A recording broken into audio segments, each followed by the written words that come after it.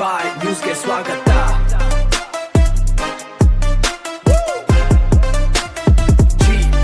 ವೈದ್ಯರ ನಿರ್ಲಕ್ಷ್ಯಕ್ಕೆ ಬಲಿಯಾದ ಬಾಣಂತಿ.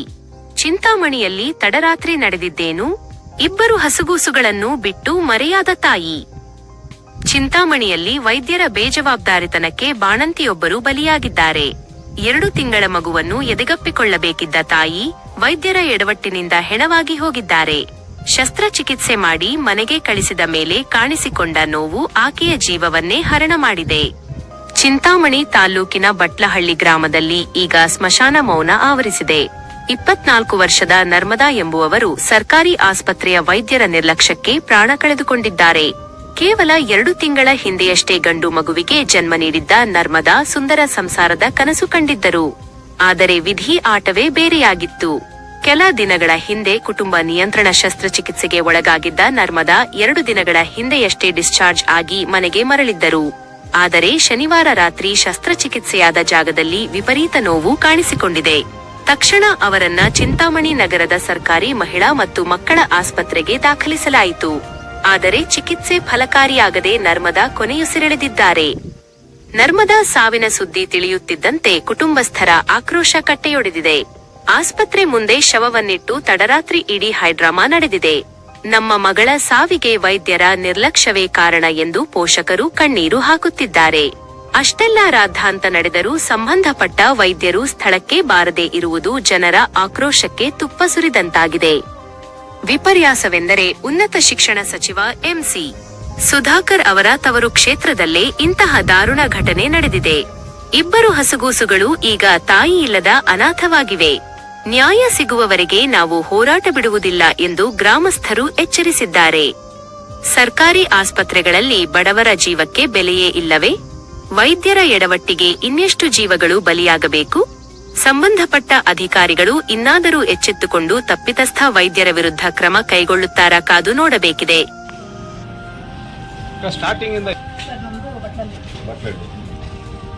ಈಕೆ ಏನಾಗಬೇಕು ನೀವು ತಂಗಿ ಆಗ್ಬೋದು. ಇವ್ರನ್ನ ಯಾವಾಗ ಅಡ್ಮಿಟ್ ಮಾಡಿದ್ರಿ ನೀವು? ಏನಕ್ಕೆ ಮಾಡಿದ್ರಿ? ಮಕ್ಕಳು ಅಂದ್ರೆ ಟ್ಯೂಬ್ಯಾಕ್ಟಮಿ ವೆಸಾಕ್ಟಮಿ ನಿಮ್ಗೆ ಗೊತ್ತಿಲ್ಲ ಏನು ಅಂತ. ಸಂತಾನ ಹರಣ ಶಸ್ತ್ರಚಿಕಿತ್ಸೆ ಅಂತ ಹೇಳ್ತಾರೆ ಅದನ್ನ ಲೇಸರ್ ಕೈ ಆಪರೇಷನ್ ಮಾಡಿದ್ರು. ಆ ಕೈ ಆಪರೇಷನ್ ಮಾಡಿದ್ದೆ ಯಾವಾಗ?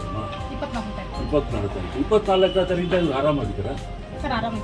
ಏನಾಗ್ತಾ ಇತ್ತು ಅವ್ರ ತೊಂದರೆ?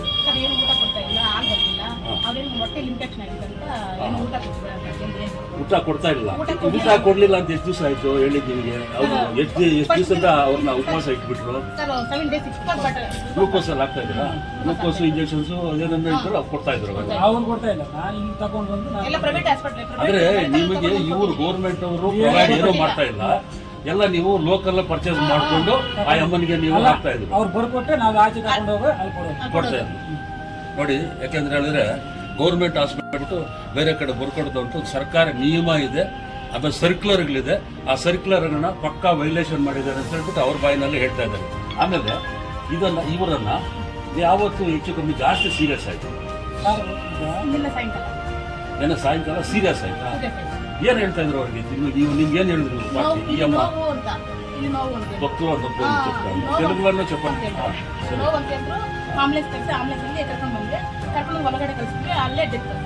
ಡೆತ್ ಆಗ್ಬಿಟ್ಟು ಆಪರೇಷನ್ ಮಾಡುವಾಗ ಮತ್ತೆ ನಿಮಗೆ ಯಾರಾದ್ರೂ ಕರೆದು ಅವತ್ತೇ ಇನ್ಫೆಕ್ಷನ್ ಅಂತ ಹೇಳಿದ್ರು. ಮತ್ತೆ ಅವ್ರು ಕೊಟ್ಟಿರೋ ಸ್ಟ್ರಿಪ್ಸ್ ಎಲ್ಲ ಇದೆಯಲ್ಲ ನಿಮ್ಮ ಹತ್ರ? ಪ್ರಿಸ್ಕ್ರಿಪ್ಷನ್ ಎಲ್ಲಿದೆ? ಅದು ತಗೋಬೇಕು ನೀವು. ಹೋಗಿ ಯಾರಾದ್ರೂ ಕಳಿಸಿ ತಗೊಂಡು ನೀವೆಲ್ಲ ಎಲ್ಲಿ ತಗೊಳ್ತಾ ಇದ್ರಿ ಮಾತ್ರೆಗಳು? ನಾನು ಮುದ್ದೆನಲ್ಲಿ ಅಲ್ಲ, ನೀವು ಈಗ ನಾನು ಇದೇ ಮೆಡಿಕಲ್ ಶಾಪ್ ಅಲ್ಲಿ ತಗೊಂಡ್ ಬರ್ತಾ ಇದ್ರ ನಿಮಗೆ ನೋಡಿದ್ರ ವೈದ್ಯಾಧಿಕಾರಿ ಯಾರು? ವಾಣಿ ರೆಡ್ಡಿ ಅವರೇ ನೋಡ್ತಾ ಇದ್ರ? ಅವತ್ತಿಂದ ಮೊದಲಿಂದಾನು ಮೊದಲು ಈಗ ಅಲ್ಲ ಎಲ್ಲಾದ್ರೂ ಇರ್ಲಿ ಮಗು ನೋಡ್ತಾ ಇದ್ದಿದ್ದು ಯಾರು? ಮೊದಲು ನೋಡ್ತಾ ಸೆಕೆಂಡ್ ಡಾಕ್ಟ್ರು ಅವ್ರೇನ್ ಮಾಡಿದ್ರು ಸರ್? ಮತ್ತೆ ಇವರು ಅವ್ರ ಯಜಮಾನ್ರು ಏಕೆ ಊಟ ಕೊಡಲಿಲ್ಲ, ಏನಾಗಿದೆ ನಾರಾಯಣ ಡಾಕ್ಟರ್ ಹೇಳಿರೋದು. ನಾರಾಯಣ ಸ್ವಾಮಿ ಡಾಕ್ಟರ್ ಏನು ಹೇಳಿದ್ರು? ಹಿಂಗೆ ಪ್ರಾಬ್ಲಮ್ ಆಗಿದೆ.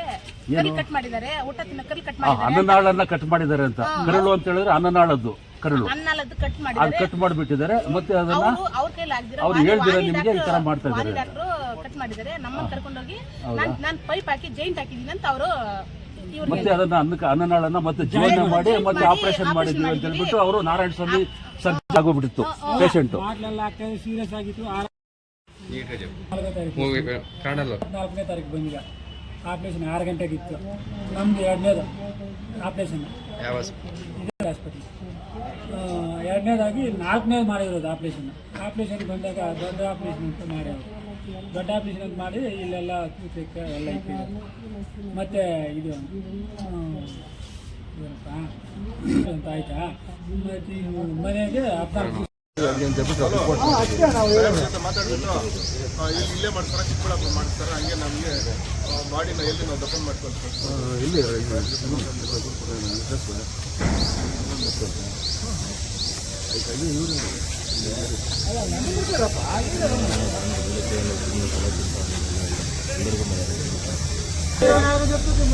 ఇరవై 3వ తారీఖు వచ్చింది.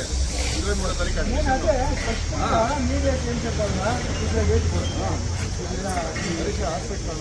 ఇట్లా వాళ్ళు డేటా పెట్టిగా చేతిరే ప్రాణ నష్టం జరిగింది, మాకు అన్యాయం జరిగింది, మాకు న్యాయం చేయండి. ఒకే మాట అంతా చెప్పాల్సింది.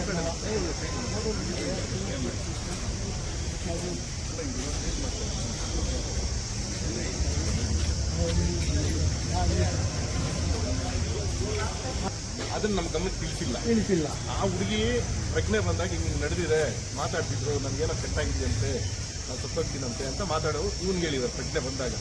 ಮತ್ತೆ ಇವನೇನು ಮಾಡ್ತಾನೆ, ಬಾವ ಎಲ್ಲಿದೆ ಬಾ ಅಂತ ನಮ್ಗೆ ಕರ್ಕೊಂಡು ನನಗೆ ಹೇಳ್ತಾರೆ. ನಾನು ಡಾಕ್ಟರ್ ಹತ್ರ ಮಾತಾಡ್ತೀನಿ. ಡಾಕ್ಟರ್ ನಿಜ ಹೇಳ್ತಾರೆ, ಈ ಥರ ಕೆಟ್ಟಾಗಿತ್ತು, ಅದೆಲ್ಲನೂ ರೆಡಿ ಮಾಡಿದ್ದಾರೆ, ರಿಪೇರಿ ಮಾಡಿದ್ದಾರೆ ನಾನು ಅಂತ. ಸೊ ಹೆಂಗೆ ಸರಿ ಅಂತಂದ್ರೆ ಏನು ಪ್ರಾಬ್ಲಮ್ ಇಲ್ಲ ಅಂತ ಹೇಳ್ಬಿಟ್ಟು ಸುಮಾರು 16 ದಿನದಿಂದ ಹಾಸ್ಪಿಟಲ್ನೇ ಇಟ್ಕೊಂಡಿದ್ವಿ. ಮೊನ್ನೆ ಬರ್ತೀವಿ ಕೇಳಿದಾಗ ಏನಾಯಿತು, ಸಂತೋಷ್ ಸರ್ ನಮ್ಮ ಫೋಟೋಗಳೆಲ್ಲ ತೋರಿಸ್ಬಿಟ್ಟಿದ್ದು, ನೋಡಿ ಎಲ್ಲ ವಾಸ ಆಗಿಬಿಟ್ಟಿದೆ, ಇದು ಸ್ವಲ್ಪ ಇದೆ, ಇದು ಡಿಸ್ಚಾರ್ಜ್ ಮಾಡಿದ್ವಿ. ದಿನಕ್ಕೆ 4 ಸತಿ ಹೇಳೋರು ಡಿಸ್ಚಾರ್ಜ್ ಮಾಡಿ ಅಂತ ವಾಣಿ ಮೇಡಮ್. ಯಾಕಂದ್ರೆ ಅವ್ರಿಗೆ ಗೊತ್ತಿತ್ತಲ್ಲ. ಹಾಗಾಗಿ ಈಗ ನಮ್ಮ ವಾದ ಏನು ಅಂತಂದರೆ, ಮಗು ಸಾವು ಕಾರಣ ವಾಣಿ ಮೇಡಮ್ಮ, ನಾರಾಯಣ ಸ್ವಾಮಿ ಸರ್ ಒಳ್ಳೆ ಸರ್ಜನ್ ಆಗಿರ್ಬೋದು. ಆದರೆ 2ನೇ ಆಪರೇಷನ್ನ ಕರಡು ರಿಪೇರಿ ಮಾಡೋವಾಗ ನಮಗೆ ತಿಳಿಸಿಲ್ಲ ವಿಷಯ. ಹಾಗಾಗಿ ಅವರು ಮತ್ತು ಅವ್ರ ಸಿಬ್ಬಂದಿ ಏನಿದೆ ಅವ್ರನ್ನೆಲ್ಲ ಅವ್ರ ಮೇಲೆ ಎಲ್ಲನೂ ಕಾನೂನುಬದ್ಧವಾಗಿ ಕ್ರಮ ಆಗಬೇಕು ಅಷ್ಟೇ.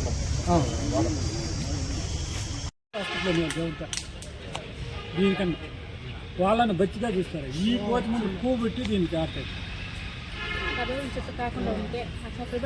లేదా నువ్వు రాసిచ్చాయి కదా, ఇక్కడ ఇట్లా అయిపోయింది ప్రాబ్లం, నువ్వు ఎట్లా వేరే చేపించుకో, లేదా చూపించుకున్నాం కదా.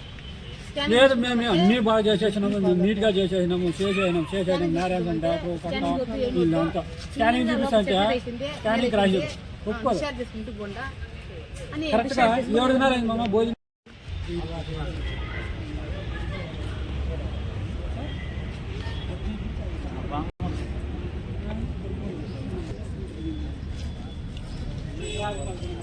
ఈ హాస్పిటల్